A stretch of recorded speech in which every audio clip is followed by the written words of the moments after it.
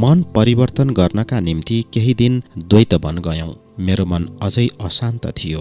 आफ्नै रूप यौवन मलाई अभिशाप लागिरहेको थियो। अर्जुनले स्पर्श नगर्ने प्रतिज्ञा गरेका छन्। वनवासको समय शेष हुन लागिरहेछ। युधिष्ठिर यसपछिको चिन्तामा थिए। भीम वनमा घुमिरहन्थे, अतः कहिलेकाहीँ हिडिम्बा कहाँ गएर आउँथे। यसैबीच दुर्गम अरण्यमा आवागमनका निम्ति बाटाहरू बनेका थिए, अतः भीम मलाई पहिले झैँ जिस्काउँदैनथे, दिक्क पार्दैनथे। नकुल सबरपल्लीका गीत नृत्य अनि पर्व उत्सवहरूमा आफूलाई लीन राख्थे। उता सहदेव अज्ञातवासको बारेमा सोचिरहन्थे। साँचो भनौँ भने यसघरि म एउटा निसङ्ग जीवन बिताइरहेकी थिएँ। बिस्तारै काम वासनादेखि टाढा भइरहेकी थिएँ।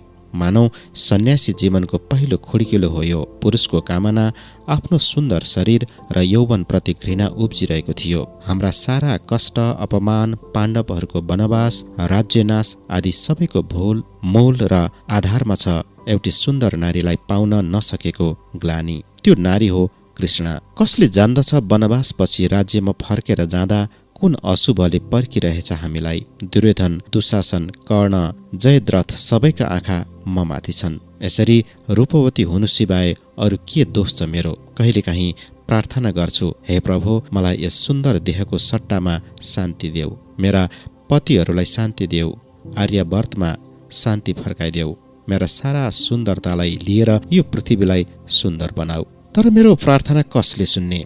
म देख्छु जप, तप, पूजा, उपासना र ब्रह्मचर्यको कारण मेरो कान्ति बढेको छ। शरीर नैसर्गिक सौन्दर्य तत्त्व साथ झलमलाई उठेको छ। म अरू रूपवती भएको छु। यस्तो लाग्छ मलाई जलाउनका निम्ति विधाता सारा रूप जानी जानी म माथि नै खन्याइरहेछन्। त्यस दिन झरनाको पानीमा आफ्नो बिम्ब देखेर म मुक्त भएँ। मनमा कैयौं शङ्काहरू जागे।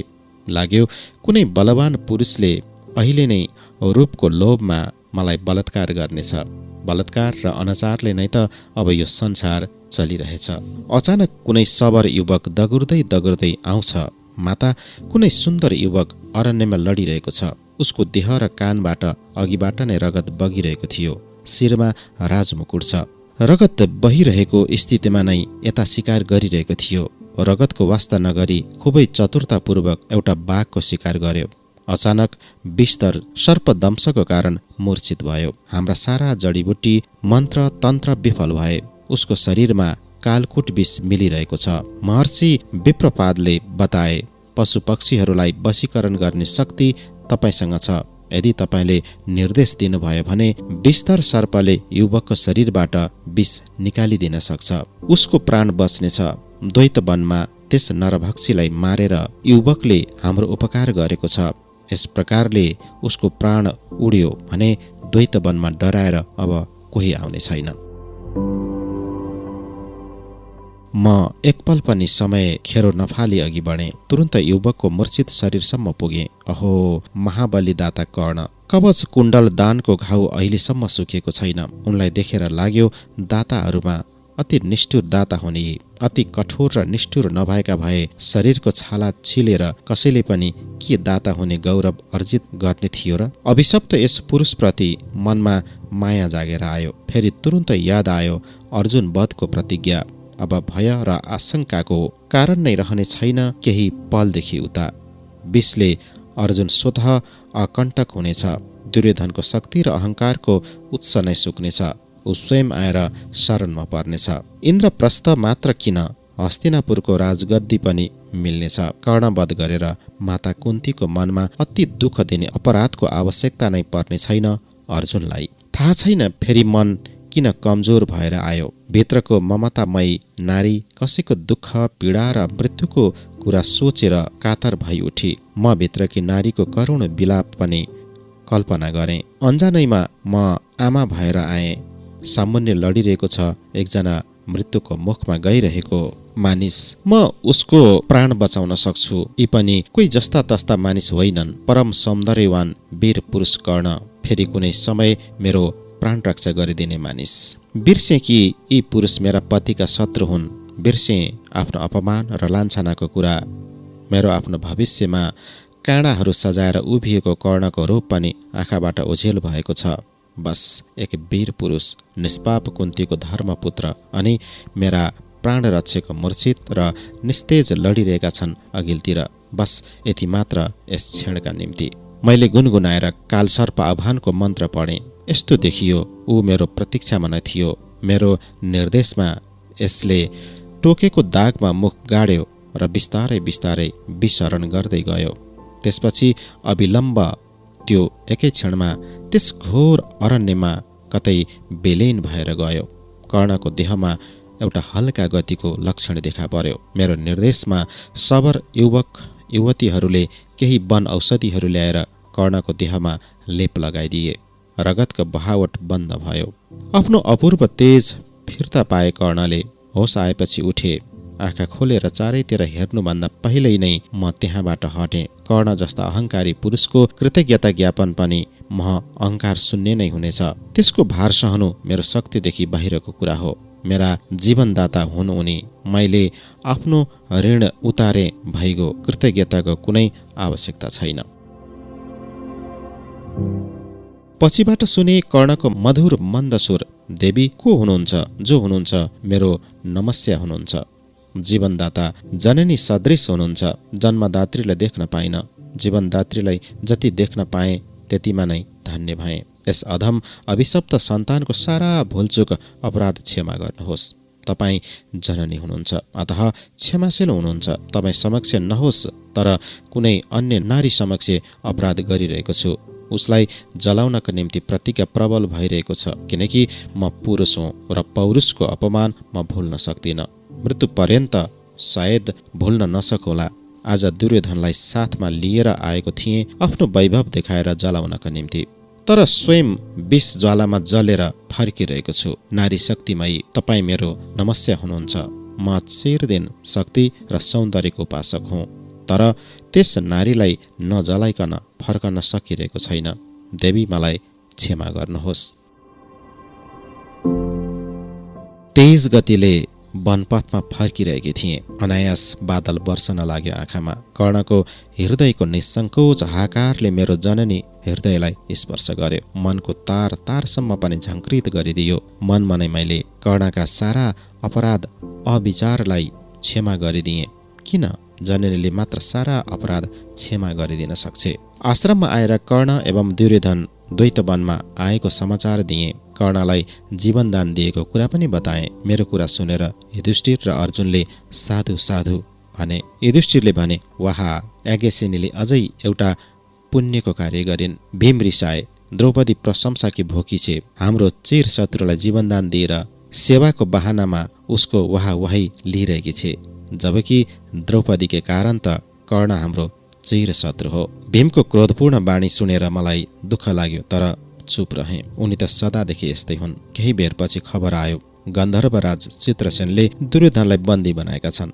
गन्धर्वराज अप्सराहरूसँग द्वैतवनको सरोवरमा जल क्रीडा गरिरहेका थिए। दुर्योधनले उनलाई अभद्र भङ्गिमामा हेर्दै बसिरहे। उनलाई कामातुर देखेर प्रहरीहरूले त्यहाँबाट हट्ने अनुरोध गरे, तर ती मानेनन्। गन्धर्वहरूसँग दुर्योधनको युद्ध भयो। कर्ण यस युद्धमा थिएनन्। दुर्योधन परास्त भएर बन्दी बनाइए। खबर पाएर पाँचै पाण्डव तुरुन्त चित्रसेन कहाँ गए। मित्र अर्जुनलाई देखेर चित्रसेन आनन्दित भए। दुर्योधनलाई मुक्त गरिदिने अनुरोध गर्दै अर्जुनले भने, दुर्योधनको अभद्र व्यवहारमा हामी क्षमा प्रार्थी छौँ। हाम्रा ज्येष्ठ भ्राता युधिष्ठिरको इच्छा के छ भने तपाईँ यिनलाई मुक्त गरिदिनुहोस्। जे भए पनि कौरवहरू हाम्रा भाइहरू हुन्। हामी यहाँ रहँदा रहँदै पनि उनी बन्दी बन्नु हाम्रो वंशप्रति आघातको कुरा हो। हाम्रो एक अर्काको मित्रताको खातिर तपाईँ यिनलाई मुक्त गरिदिनुहोस्। चित्रसेन आश्चर्यचकित भए। अरे, तपाईँलाई अपमानित गर्नका निम्ति सेना लिएर आएको हो, आफ्नो वैभव देखाउन भनेर। तपाईँका पिता इन्द्रलाई थाहा भयो र मलाई पराभव देखाउनका निम्ति पठाए। तपाईँ भने उसकै पक्ष लिएर फेरि मुक्तिको अनुरोध गरिरहनु भएको छ। यही नै यिनका निम्ति उपयुक्त सजाय हो। हामीलाई वैभव देखाउन आएर हाम्रै दया र सहायताको बदला बन्दी जीवनबाट छुट्नु के कम अपमानजनक हुनेछ कुनै पुरुषका निम्ति? अर्जुनले हाँसेर भने। चित्रसेनले दुर्योधनलाई मुक्त गरिदिए। पाण्डवहरूको चरणको धुलो स्पर्श गर। पाण्डवहरूले पनि चित्रसेनको चरण स्पर्श गर्ने आदेश दिए। दुर्योधनलाई। दुवै चरण छोएर लज्जा अनि अपमानको ग्लानीमा डुबी हस्तिनापुर फर्के दुर्योधन। आश्रममा पुगेर भीमले भने, देख्यौ त कर्णको चतुरता, मित्रलाई विपदमा छोडेर सुट्टिकै हिँड्यो। के यो पुरुषोचित हो? सहदेवले गम्भीर भएर भने, कर्ण अहङ्कारी अवश्य छन्, तर कामुक र लम्पट प्रकृतिका पुरुष छैनन्। उनी झैँ सच्चरित्र पुरुष आर्यवर्तमा बिरलै देखिन्छन्। दुर्योधनको अभद्र आचरण राम्रो लागेन होला र फर्के। द्रौपदीप्रति द्वेषभाव छ अथवा असौजन्य देखाइरहन्छन्, तर कामुकताभन्दा माथि छन् उनी। कर्ण मेरा चिरशत्रु हुन्, तर उनीप्रति सम्भ्रमवश शिर नत छ मेरो। अज्ञातवासको चिन्ताले सबैलाई विचलित गराइरहेको थियो। युधिष्ठिर मात्र निर्विकार भई बसेका थिए। हामी सबै डराइरहेका थियौँ कि यदि अज्ञातवासमा कौरवहरूले हामीलाई चिने भने फेरि 12 वर्षको वनवास भोग्नुपर्नेछ। युधिष्ठिर यही चाहन्छन् जस्तो लाग्यो। हस्तिनापुर फर्केपछि त युद्ध अवश्यम्भावी छ। उनी यस परिणतिसँग परिचित थिए। उनी आश्वस्त दिइरहेका थिए, जो हुनु छ हुन्छ, अहिलेदेखि नै चिन्ता किन। त्यस दिन द्वैत वनमा घुम्दा घुम्दा हामी क्लान्त भइसकेका थियौँ। युधिष्ठिरलाई तिर्खा लाग्यो। छेउको सरोवरमा पानी ल्याउन सहदेव गए, तर उनी फर्केनन् र नकुललाई जाने आदेश दिए। नकुलपछि अर्जुन र फेरि अर्जुनले पनि फर्कने ढिलो गरे। त्यसपछि भीम गए। युधिष्ठिर र म मध्याह्नसम्म चारैजनालाई पर्ख्यौँ। मेरो मनमा एउटा विचित्र शङ्का उठिरहेको थियो। युधिष्ठिर छेउमा थिए, तर पनि सारा संसार खाली खाली लागिरहेको थियो। आखिरी हामी दुईजना पनि सरोवरको छेउमा गयौँ के भएको हो भनेर बुझ्न। त्यहाँ गएर देख्यौँ चारैजना निर्धक्क सुतिरहेका छन्। मनमा नै मैले सोधेँ, अचम्मका दायित्वहीन पुरुषहरू रहेछन्। ज्येष्ठ भ्राता तिर्खाएका छन् अनि यिनीहरू सुतिरहेछन् यहाँ। तृतीय पाण्डव फाल्गुनीको पाउछेउमा गएर बसे म। उनी अत्यन्त क्लान्त र निस्तेज देखिएका थिए। मन एक प्रकारको भयो। बिचारा जीवनभरि वनवास, ब्रह्मचर्य, साधना र दुश्चिन्तामा बाँचिरहे। अब फेरि मलाई स्पर्श नगर्ने प्रतिज्ञा गरेका छन्। मानौ संसारमा म महापातकी हुँ। म यस्तै के सोचिरहेकी थिएँ। युधिष्ठिरले भने, यज्ञसेनी, तिमी त विदुषी हौ। सत्यको अघि शिर झुकाउने सिवाय मानिसले अरू के गर्न सक्छ र? कुनै न कुनै समय मानिसले मर्नु नै पर्छ।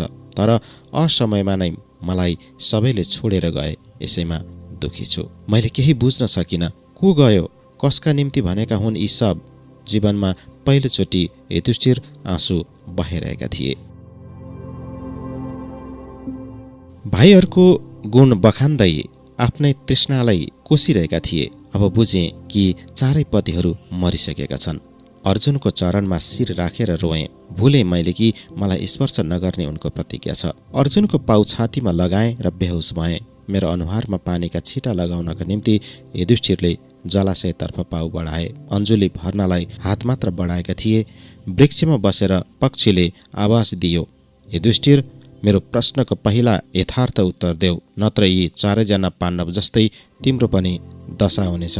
म यक्ष हुँ, जलाशयको रक्षक। चारैजनाले उत्तर नदिई जलपानको चेष्टा गरे। परिणाम देखिरहेका छौ। युधिष्ठिर रोकिए। उनले यक्षका सबै प्रश्नहरूको धैर्य साथ यथार्थ उत्तर दिए। मलाई होस आइसकेको थियो। युधिष्ठिरको गम्भीर र पाण्डित्यपूर्ण वचन सुनेर दुःखमा पनि म श्रद्धानत भएँ। उनको अगाध ज्ञान अघि मलाई आफ्नो विद्या बुद्धि तुच्छ लागिरहेको थियो। यी उत्तरहरूबाट सन्तुष्ट भएर बकपक्षीले भन्यो, तिम्रा उत्तरहरूबाट म प्रसन्न भएँ। चारैजना मध्ये जुन एकजनालाई तिमी चाहन्छौ भन, म जीवित गरिदिनेछु। भन, कसको जीवन आवश्यक सम्झन्छौ? म अझै पनि अर्जुनको चरण थामेर बसेकी थिएँ। स्वार्थी झैँ सोचिरहेकी थिएँ कि अर्जुनको प्राण भिक्षाले मलाई सुखी बनाउनेछ। तर चारैजना मेरा पति हुन्। तथापि एकजनाले मात्र यदि प्राणदान पाउने हो भने अर्जुनलाई नै उठाउन चाहिरहेकी थिएँ। तर युधिष्ठिरले त्यसबेला भने, नकुलको रक्षा गरिदिनुहोस्। सुनेर म उत्फुल्ल थिएँ। तर अर्जुन नउठ्ने कुरा सोचेर दुःखले विह्वल भएँ। यस्तो विडम्बित जीवन अरू कसको पो हुन्छ र? यक्षले पनि आश्चर्य साथ सोध्यो, भीम र अर्जुन तिम्रा दुई हात हुन्। उनीहरू कुन्ती पुत्र हुन्। तर उनीहरूलाई छोडेर माद्री पुत्र नकुलको जीवन किन माग्यौ? मेरो मनभित्र पनि ठिक यही प्रश्न उठेको थियो। युधिष्ठिरले न्यायको श्रेष्ठ उदाहरण राख्दै भने, माता कुन्तीको ज्येष्ठ पुत्र म जीवित छु, माद्रीका ज्येष्ठ पुत्र नकुल यसै दृष्टिले जीवित रहन्, यही चाहन्छु म। यक्षले युधिष्ठिरको निष्पक्ष विचारमा अत्यन्त प्रसन्न भएर त्यसै बेला चारैजनालाई चैतन्य अवस्थामा ल्याइदिए। सबै गहिरो निन्द्राबाट जागेका झैँ भए। म अहिले पनि अर्जुनको चरण समाएर बसेकी थिएँ। सरोवर तीरको माटो मेरो आँसुले भिजिसकेको थियो। तब अर्जुनले दुवै पाउ ताने, पत्नीको रूपमा सबै तिम्रा पतिहरू हुन्, सबै प्रति तिम्रो सम आचरण हुनुपर्छ। मैले तिमीलाई जितेको थिएँ, यसै कारण म प्रति बढी प्रेम र मर्मशील भइरहेछौ। यो अन्याय हो कृष्ण, अन्यायलाई आश्रय दियो भने पाण्डवहरूको पराजय निश्चित छ। तिम्रो म प्रतिको अधिक प्रेम रूपी अन्यायको पहाडलाई हटाइदेऊ बस। म सोचिरहेकी थिएँ कि मेरा दुःख देखेर अर्जुनले केही सान्त्वना दिनेछन्, तर न्याय नीति र नियमको बाणी सुनाएर फेरि मलाई अस्पृश्य बनाइदिए। आँसु भइरह्यो, त्यही आँसुले पतिलाई प्रेम गरेको पाप र कालीमा धोइरहे।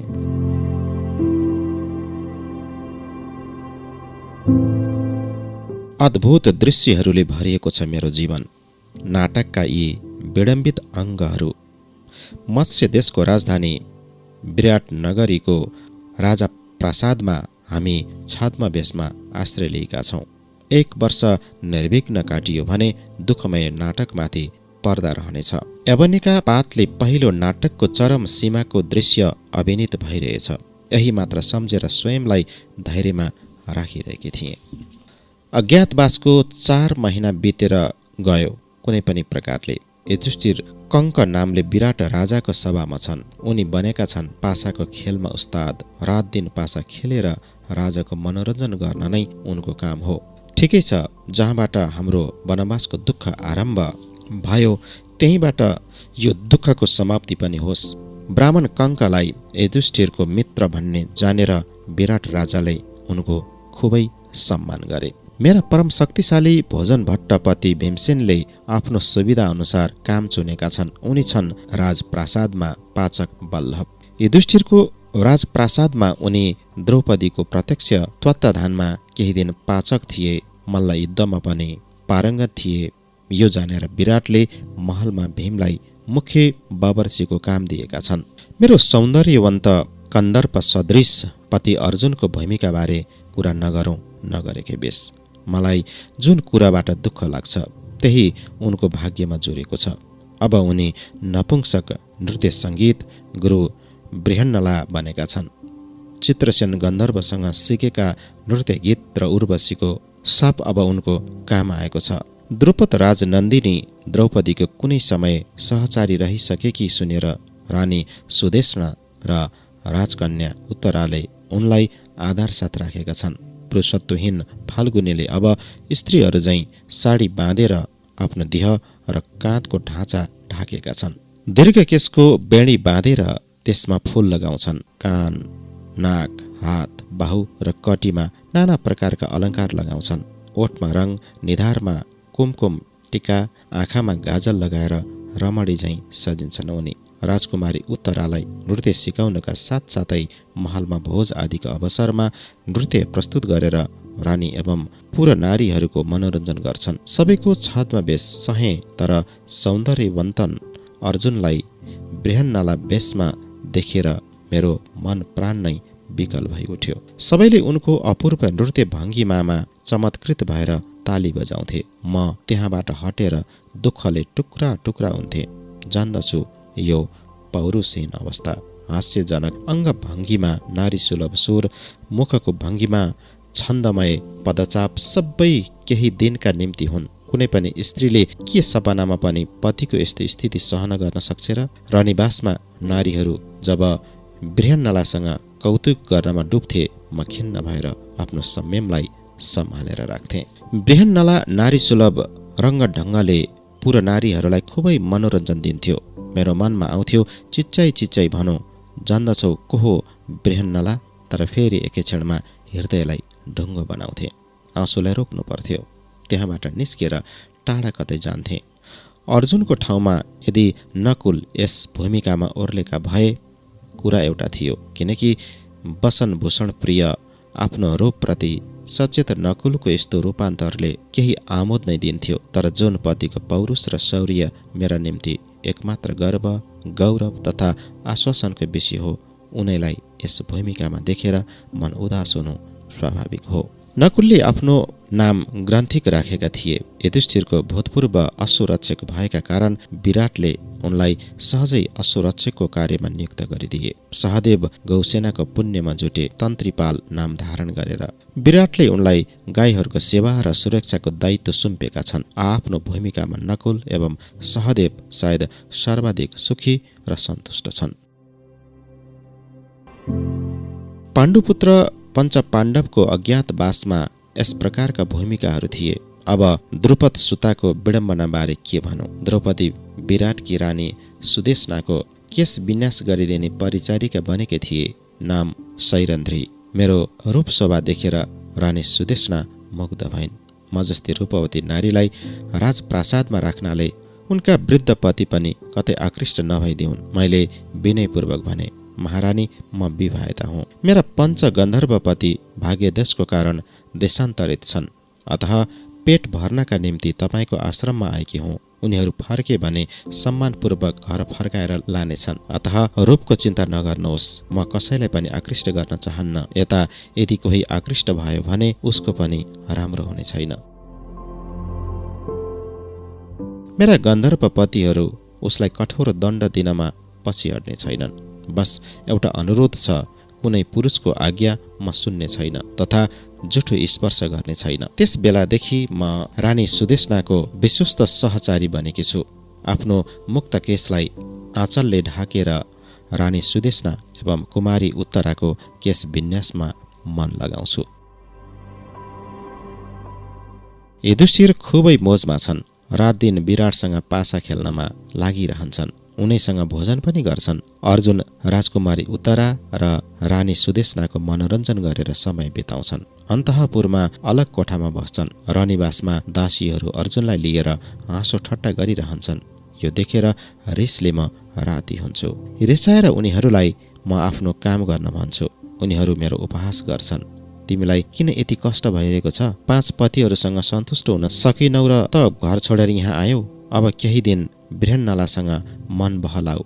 राजकीय अन्तपुरमा बृहन्नलाई नै त मन बहलाउने माध्यम हो। यहाँ कुनै दोस्रो पुरुषको प्रवेश निषिद्ध छ। हो, अझै एकजना पुरुष छन्। ती हुन् महारानीका भाइ कीचक। उनी तिमीप्रति आकृष्ट छन्। हस्तिनापुरकी राजवधू द्रौपदी पनि त पञ्चपतिसँग विवाह गरेर सती कहलाइन्छन्। कीचकको आशा पूरा गरिदियो भने पनि तिम्रो सतीत्वमा कुनै फरक पर्ने छैन। कीचकले हामीतर्फ त आँखा उठाएर पनि हेर्दैन, नत्र यस हिजडासँग किन हाँस्थ्यौँ र हामी? म रिस र घृणाले आगो हुन्थे। मेरो कोपानलमा सारा गोपनीयता ध्वंस भएर जाला। यही सोचेर अर्जुनले हाँसेर हात समात्थे र एकान्तमा लिएर गई हिँड भन्थे। हिँड सखी, एकान्तमा कुरा गरौँ। उनीहरूका कुरा छोड, म सबैकी हुँ। राजाले चाहे उनकी हुँ म, रानीले चाहे उनकी, र तिमीले पनि चाह्यो भने तिम्री हुँ म। दासीहरू अश्लील टिप्पणी गर्दै हाँस्थे। म रोराझै गर्थे, केही बोल्न सक्दिनथे। अर्जुन सुस्तरी भन्थे, कृष्ण, अभिनयलाई साँचो मानेर कष्ट भोग्छौ। केही दिनको मात्र त कुरा छ। अब बस दुःखको रात अब शेष हुन लागेको छ। म क्रोध दबाएर भन्थे, जसको शौर्य र पौरुष नै मेरो कुमारी जीवनको सपना थियो, उसैको यो अभिनय कसरी सहौं? अभिनयमा पनि तपाईँको वेश र भाव भङ्गीमा केही सहन सक्दिन। आँसु पुछेर फेरि म त्यहाँबाट अर्कोतिर जान्थे। उनीतर्फ हेर्न साथ मेरो क्षोभ अरू बढेर जान्थ्यो। भीम रात दिन खुबै परिश्रम गर्छन्। उनी यहाँ आएपछि अन्य पाचकहरू आफ्नो काम उनीमाथि हालिदिएर आराम गर्न जान्छन्। भीमलाई यसको वास्ता छैन। स्वादिष्ट भोजन बनाएर उनी सबैका निम्ति पस्कन्छन्। सबैले खाइसकेपछि स्वयं हाँडी बर्तन सहित खाना बस्छन् र बचेका सारा खानेकुरा उदरष्ट गरिदिन्छन्। खानेकुरा पाकेपछि सबभन्दा पहिले खाने मानिस थिए उनी। भोजन पस्कनु अलिकति ढिलो भयो भने उनी तुफान ल्याइदिन्थे। भोजनका निम्ति उनको धैर्य, ज्ञान सबै लोप भएर जान्थ्यो। तर यहाँ यति कठिनाइ छ कि अन्तसम्म नखाइ बस्नुपर्छ उनले। पहिले अरूलाई खुवाउँछन्, मुख बन्द गरी लोभ सम्वरण गरेर अरूका निम्ति पस्कन्छन्। देखेर रुन्छु म। सोच्थेँ भोजन बन्न साथ म कति प्रेमले भीमलाई खुवाउँथेँ, अनि यहाँ म एक दासी मात्र हुँ। मेरो के अधिकार छ यहाँ? भीम जब भोजन लिएर बस्छन्, दासदासीहरू सबै तमासा हेर्नलाई घेरेर उभिन्छन्, ठट्टा गर्छन्। बिचराले सायद जीवनमा कहिल्यै पनि यस्ता राजकीय भोजन देखेका छैनन्। भाग्य चम्क्यो र यहाँ नोकरी पर्यो, यिनको चयन भयो यिनलाई। मन भन्थ्यो दासीहरूको गाला पड्काइदिउँ, तर रिस रोक्थेँ। भन्थे सुनेको छु हस्तिनापुरका राजपुत्र भीम पनि यसरी नै भोजन गर्थे। खुबै खान सक्ने शक्ति उनका निम्ति गौरवको कुरा हो, किनकि उनी राजपुत्र हुन्। तर बल्लभ त पाचक हो, अतः यो शक्ति दारिद्र्यको प्रलोभन जस्तो मानिन्छ। कसले भन्न सक्छ भोलि बल्लभ पनि राजा बन्ने हो कि उसको शक्ति त कुनै राजाको झैँ छ। दासीहरू हाँस्थे, बल्लभ राजा भयो भने तिमी रानी बन्नेछौ। यही सपना सजाइरहेछौ कि के हो? ठिकै छ, पञ्चपति हुँदाहुँदै पनि दासी हुने भाग्य बन्यो, तब बल्लभको सहारा लिनमा के हानि छ? बल्लभ राजा होस् या नहोस्, राजाको जस्तो अनुहार त छ। फेरि एक अश्लील इसारा गरेर हाँस्थे। यता म रिस र घृणावश उठेर आउँथे। यस्तै अन्तर्दाहमा जीवन चलिरहेको थियो। तारा मात्र यस मरुभूमिमा एकमात्र मरुद्यान थिए। उत्तरालाई देखेर सन्तानको विरह बिर्सन्थे। उसको अनिन्द्य कोमल रूप निष्पाप सुकौमार्यले मेरो क्षुब्ध हृदयलाई स्निग्ध शीतलतामा मधुर र कोमल बनाइदिन्छ। उसलाई छातीमा लगाएर कहिलेकाहीँ ममतावश भन्थे, मेरा पुत्र, यदि राजपुत्र भएको भए तिमीलाई पुत्र वधु बनाउँथे, अनि कुनै समय कुनै अलौकिक शक्तिको बलमा मेरो पुत्रले राजसिंहासन पाए भने तिमी नै पुत्र वधु बन्नेछौ। उत्तराले चञ्चल कौतूहल लिएर सोध्थे, तिमी नै यति सुन्दर छौ, तिम्रा पुत्र झन् कति सुन्दर होलान्। तिम्रा गन्धर्वपति यति शक्तिवान छन्, वीर छन् भने उनका पुत्र कति वीर होलान्। म अभिमन्युको रूप, वीरत्व र अलौकिक प्रतिभाको वर्णन गर्थेँ। उत्तरा समक्ष ऊ मुग्ध भएर सुन्दै भन्थे, म बुझ्छु, जो वीर हुन्छ, सौन्दर्यवान हुन्छ, ऊ नै राजा हुने योग्य हुन्छ। राजाको पुत्र यदि अयोग्य भयो भने कसरी राज्याधिकारी हुन सक्छ र? म पनि मनमा नै उत्तराको यस कुरालाई समर्थन गर्थेँ। सोच्थेँ, यदि यस्तो भए अब हस्तिनापुरका अधिपति दुर्योधन नभएर कर्ण हुन्थे। तर अदृष्टको यो परिहास, कर्ण राजपुत्र होइनन्, अतः उनका सारा वीरत्व उपहासित भइरहेछ।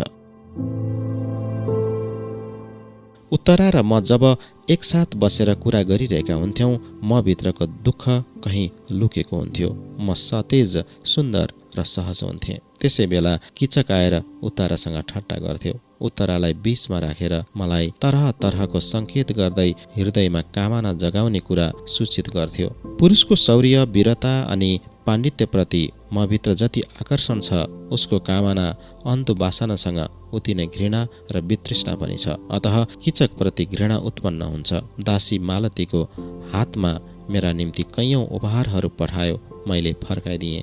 अन्तमा आफ्नो नग्न कामनाको स्वीकारोक्ति सूचक एउटा पत्र लेखेर पठायो। पढेर मैले त्यसलाई आगोमा जलाइदिएँ। दासीलाई उत्तरमा भनिदिएँ, कामुक किचकलाई भनिदिनु उसले किन मृत्युलाई आमन्त्रण गरिरहेको छ। म उसका निम्ति विषकन्या हुँ। तर पनि किचक निर्लज्ज बनिरह्यो। कामुक पुरुष पशु बराबर हुन्छ, पशुलाई के को लाज? उसका निम्ति अपमान भनेको के हो? किचकको सङ्केत र इङ्गित व्यवहारको बारेमा समय पाउन साथ युधिष्ठिरलाई बताइदिन्थे, किनकि अर्जुन यस समय बलहीन छन्, पौरुषरहित र उसमाथि निरस्त्र। भीमलाई बताए भने उनले यस्तो काण्ड गर्नेछन् कि हाम्रो समस्त भेद नै खुल्नेछ। युधिष्ठिर हाम्रा कर्ता हुन्। सोचेकी थिएँ कि उनलाई बताए भने दुःख कम हुनेछ, तर उनी निर्विकार रहे। न्याय, धर्म, क्षमा, सहनशीलता, उदारताका अघि स्त्रीको मर्यादा, लाचारी, दुःख, दर्द, अपमान उनका निम्ति केही पनि थिएन। मेरो आकाङ्क्षा, डर, लाचारी, क्रोध देखेर नीति वचन नै सुनाए। बरु यज्ञसेनी, तिमी विदुषी हौ, विद्यावती पनि। स्वयं आफ्नो रक्षा आफैले गर्न नसके मानिसहरूलाई अरू कसैले बचाउन सक्दैन। सावधानी साथ किचकको कामनाको शिकार बन्नबाट जोगिएर बस। यस्तो केही नगर्नु जसले गर्दा हाम्रो भेद नै खुल्ने डर हुन्छ। त्यसो भयो भने त हामी लथालिङ्ग हुनेछौँ। आफ्नो परिचय दिने समय अहिले आएको छैन। विराटको अन्तःपुरमा अनेक सुन्दरीहरू ललानाहरू रहँदा रहँदै उसको दृष्टि तिमीमाथि कसरी पर्यो? पहिलेदेखि नै सतर्क भएर रहनु पर्थ्यो तिमीले। क्रोध प्रकट गर्ने अवसर होइन यो, चिच्याएर हल्का पनि गर्न सकिन्नथ्यो।